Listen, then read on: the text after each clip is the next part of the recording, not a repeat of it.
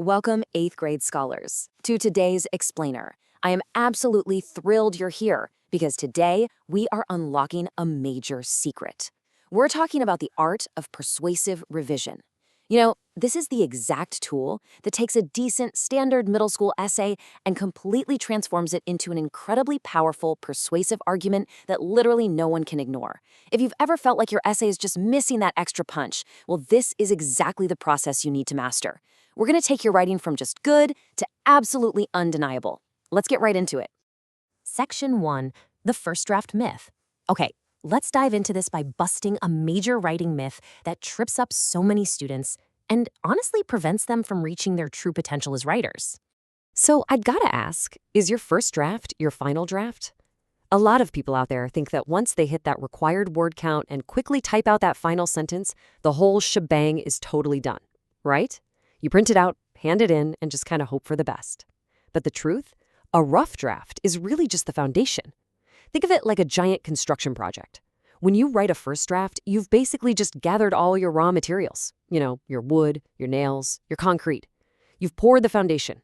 But now you actually have to build the house. You have to frame the walls, put on the roof, and make sure it can actually withstand a storm. And that, my friends, is exactly what revision does. Moving on to Section 2, revising versus editing. To build that strong house we just talked about, we need to understand a massive difference between two words that people constantly mix up when they talk about fixing their essays. Here's the deal. Editing is just about fixing typos. It's making sure you spelled definitely correctly, that you remembered your commas, and that your capitalization is on point. And hey, editing is absolutely crucial, but honestly, a computer can do a lot of that for you these days. But revising is the heavy lifting. Revising requires your human brain. It is what actually makes your argument strong.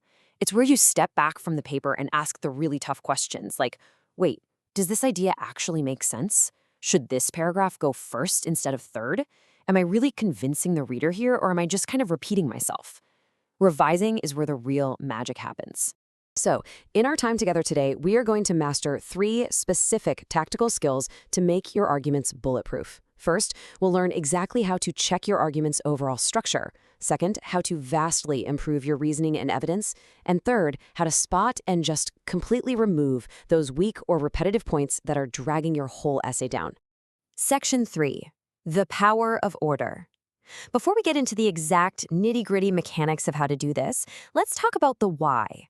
Why put in all this extra work? Let's look at the incredible power of order. So the crucial point is perfectly captured right here in 1 Corinthians 14:40, but everything should be done in a fitting and orderly way. What's so beautiful about this is that orderliness isn't just some arbitrary rule your English teacher made up to make your life difficult, right? It's actually a divine principle. God operates in order, not chaos. And when we apply that sense of order to our thinking and our writing, our words gain incredible power, purpose, and clarity. Because listen, here is the harsh reality of writing. Even the absolute best, most world-changing ideas will get completely ignored if they are poorly presented. Think about it. If your essay is disorganized, jumping all over the place without a clear path, your reader's just going to check out. They simply stop listening. The solution? A logical flow and orderly presentation. Those are the bridges that carry your brilliant ideas directly from your brain right into your reader's mind. Without that bridge, the idea is completely lost. All right, Section 4, revision makeovers. It is time for my absolute favorite part.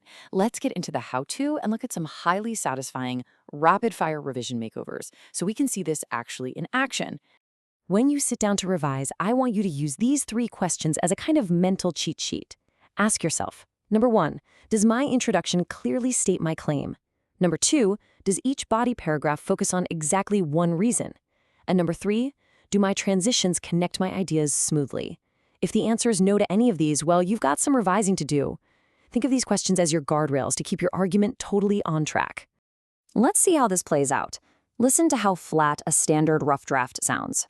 Healthy lunches are good. They make you feel good and do better in school. I mean, it's true, but it's completely unconvincing and, let's face it, pretty forgettable. Now listen to the revised, upgraded version. Nutritious school lunches improve student health, increase energy levels, and support academic performance. Bam. Do you hear that difference?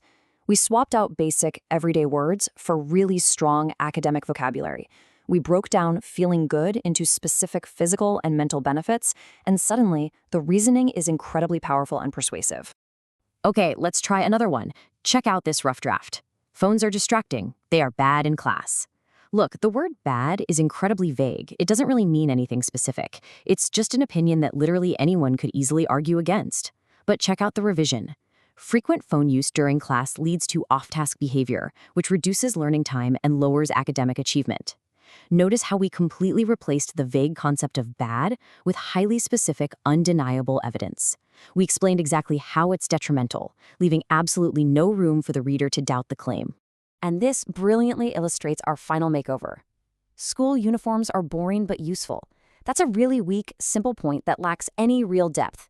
But by restructuring the sentence, acknowledging the opposing view first with, although some students find uniforms plain, and then following up immediately with the specific benefits of reducing social pressure and promoting focus, we've created a highly persuasive, mature academic argument.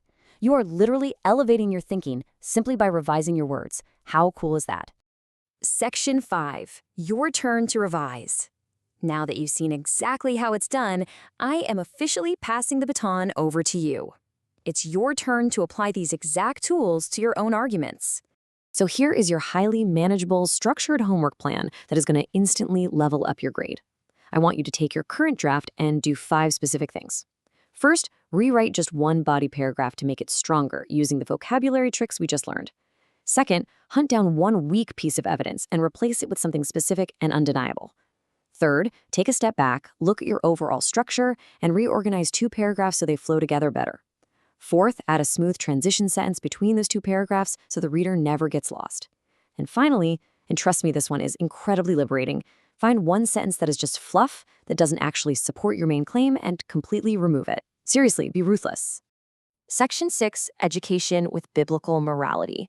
As we wrap up this practical lesson on writing, I want to zoom out for just a second and talk about why we are doing all of this within the broader framework of the Smart Academy Godly Learners series. At Smart Academy, we deeply believe that intertwining biblical morality with your education is absolutely essential. Why? Because education without morality will ultimately hurt. Think about it. What is the point of being incredibly book smart, of knowing how to flawlessly organize and write the most persuasive essay in the world if you use that intelligence to manipulate others or to continue making bad choices that just end up hurting yourself? True education isn't just about downloading facts or training your brain. It is about fundamentally training your character. And that brings us to this incredibly powerful promise found in Romans 8:6-7, which guarantees peace of mind to everyone who keeps their mind spiritual. This isn't just a nice, comforting thought. It is our lived experience and the experience of so many who engage with this content. You are learning some incredible tools today to make your voice heard and your arguments undeniable. But as you sharpen your mind with academic skills like persuasive revision, I want to leave you with this question. Are you also anchoring your mind in the spiritual truth that will bring you true, lasting peace?